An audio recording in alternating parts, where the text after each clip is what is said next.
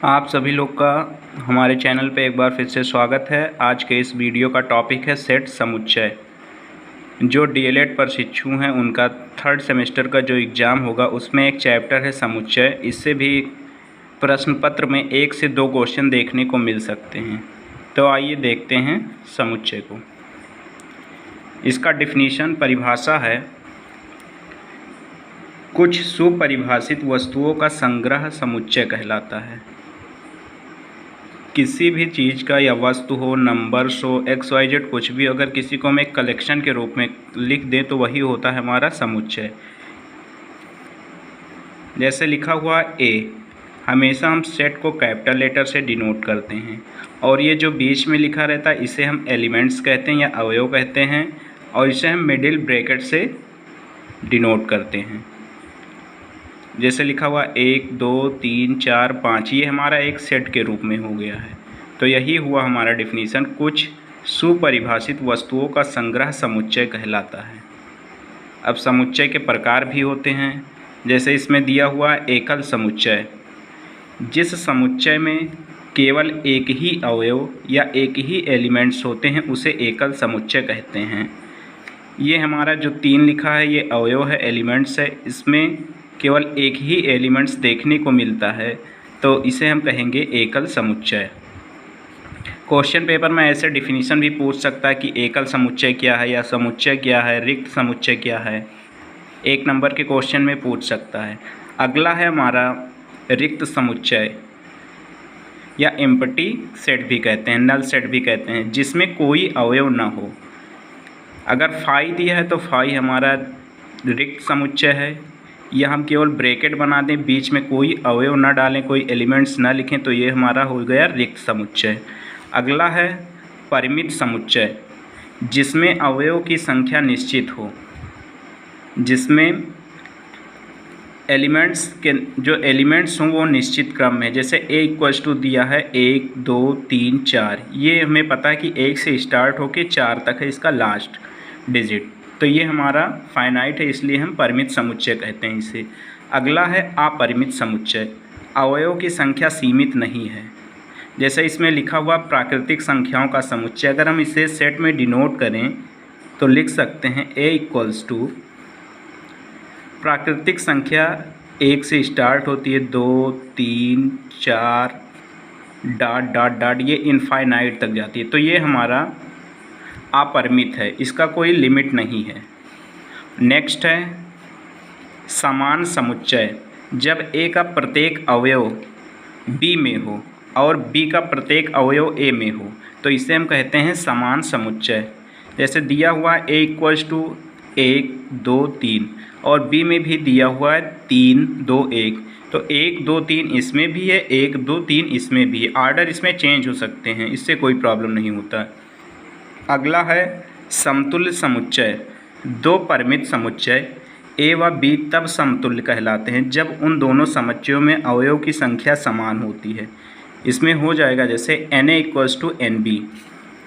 एक एग्जाम्पल देख लेते हैं। जैसे A है, मान लीजिए दिया हुआ 1 2 3 और B दिया हुआ है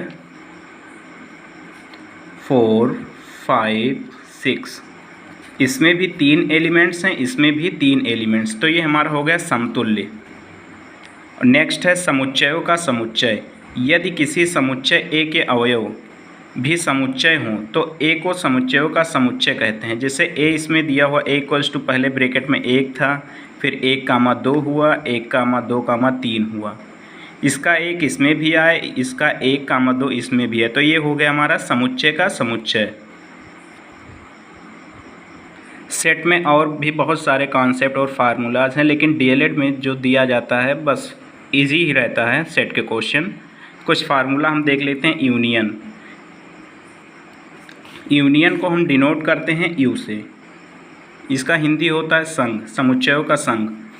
इसमें 2 समुच्चय दिए हैं, जैसे एक समुच्चय A दिया होता है, एक समुच्चय B, तो 2 समुच्चय दिए हुए हैं। A में दिया हुआ एलिमेंट्स हैं 1 2 3, B के एलिमेंट्स हैं 3 4 5, अब इसमें क्वेश्चन में पूछ सकता है कि ए यूनियन बी क्या होगा। तो इसमें यूनियन में होता है कि इसमें सारे एलिमेंट्स जितने भी सेट दिए होते हैं उन सारे एलिमेंट्स को इंक्लूड करके लिख दिया जाता है। तो ए यूनियन बी हो जाएगा हमारा, दोनों एलिमेंट्स के अवयव को हम लिखेंगे इसमें, तो 1 2 3 4 5। तो यूनियन में हमें ध्यान रखना होता है कि जो दो सेट दिए होते हैं, दो समुच्चय दिए होते हैं, दोनों को लिखना पड़ता है इसमें यूनियन में, और यूनियन को हम डिनोट करते हैं यू से। नेक्स्ट है इंटरसेक्शन ऑफ टू सेट्स, दो समुच्चय के उभयनिष्ठ। इसमें इंटरसेक्शन का पार्ट है, जैसे दो इसमें सेट दिए हैं ए इक्वल्स टू 1, 2, 3, 4 एलिमेंट्स। और नेक्स्ट है बी में दिए हुए हैं 2, 3, 4। अब अगर इंटरसेक्शन का साइन ये है, इससे हम डिनोट करते हैं इंटरसेक्शन को। अगर क्वेश्चन में पूछ लिया कि दो समुच्चय दिए हैं, अगर उनका उभयनिष्ठ निकालना है या ए इंटरसेक्शन बी निकालना है, तो हमें ये ध्यान देना होता है कि जो दो सेट दिए हैं उसमें से जो कॉमन पार्ट होगा, जो दोनों ब्रैकेट में होगा, उसी एलिमेंट्स को हम केवल लिखते हैं। तो यहाँ पे आइए देखते हैं, एक यहाँ पे है, इसमें चेक करेंगे तो एक नहीं है, इसलिए एक को नहीं लिखेंगे। दो को चेक करते हैं तो दो यहाँ भी है, दो यहाँ भी है, तो दो को हमें लिखना पड़ेगा। तो यहाँ ए इंटरसेक्शन बी वाले ब्रैकेट के अंदर हम लिखेंगे पहले 2। फिर अब 3 को चेक करते हैं, 3 यहाँ भी है, 3 यहाँ भी है, कॉमन है दोनों में, मिल रहा है, तो हम 3 यहाँ भी लिखेंगे। अब 4 को चेक करते हैं, 4 यहाँ भी है, 4 यहाँ भी है, तो हम 4 को लिखते हैं। उसके बाद 5 को चेक करते हैं, 5 यहाँ है, लेकिन बी वाले सेक्शन में 5 नहीं, इसलिए हम 5 को नहीं लिख सकते। तो ये हमारा हो गया इंटरसेक्शन। नेक्स्ट है डिफरेंस ऑफ टू सेट्स, दो समुच्चयों का अंतर ज्ञात करने के लिए कैसे हम ज्ञात करते हैं, तो आइए देखते हैं। एक समुच्चय दिया हुआ है ए इक्वल्स टू 1, 2, 3, 4 और बी इक्वल्स टू 4, 5, 6। अब इसमें a माइनस बी इक्वल्स, तो इसमें ये हो जाएगा a के वह अवयव जो b में ना हो, वही हमें यहाँ पे लिखना a माइनस बी में। तो a में देखते हैं, a के वह अवयव जो b में ना हो वही लिखना है। तो 1 यहाँ पे है, अब इसमें चेक करते हैं 1 नहीं है, तो 1 यहाँ पे हम लिख देंगे। उसके बाद 2 को चेक करते हैं कि 2 इसमें नहीं है, तो 2 को भी लिख लेंगे। फिर है 3 यहाँ पे चेक करते हैं, 3 यहाँ पे है लेकिन इसमें नहीं है, तो 3 को हम लिख लेंगे। फिर यहाँ पे 4 इसमें है, तो 4 को हम नहीं लिखेंगे। और इसमें और कोई एलिमेंट्स बचा ही नहीं, तो ऐसे छोड़ देंगे। तो ये हमारा हो जाएगा a माइनस बी। अब कुछ क्वेश्चन जो इसमें है आइए सॉल्व कर लेते हैं। ये सारे क्वेश्चन प्रीवियस ईयर में आए हुए हैं।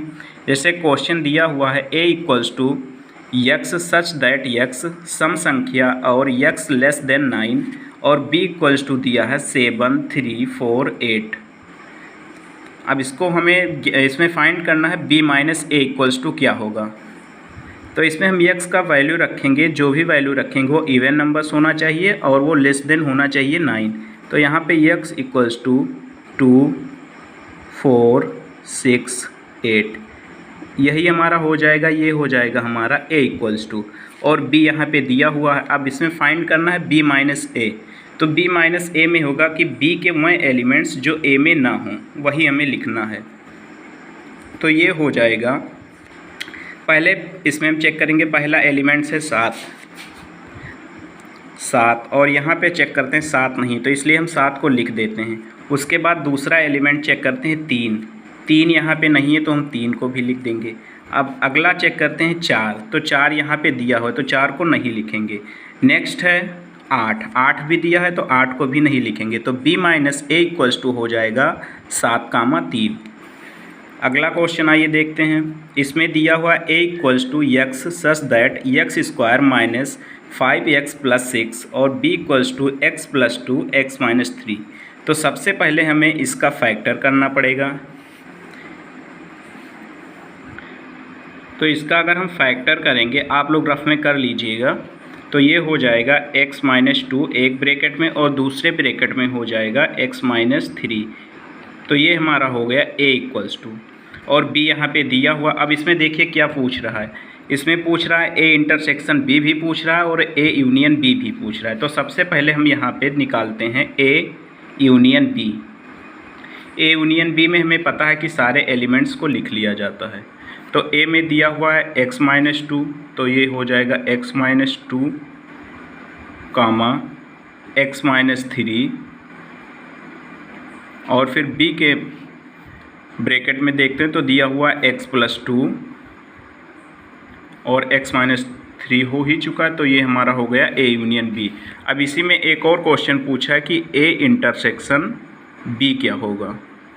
इंटरसेक्शन में हमें पता है कि केवल कॉमन पार्ट को लेते हैं, तो A में दिया हुआ x-2 और इसमें दिया हुआ x+2, तो ये दोनों डिफरेंट हैं, तो इसमें नहीं लिखेंगे। अगला टर्म दिया हुआ x-3 और x-3 यहाँ भी हैं, तो ये दोनों कॉमन हैं, तो इसलिए A इंटरसेक्शन B हमारा हो जाएगा x-3। यही हमारा आंसर हो गया।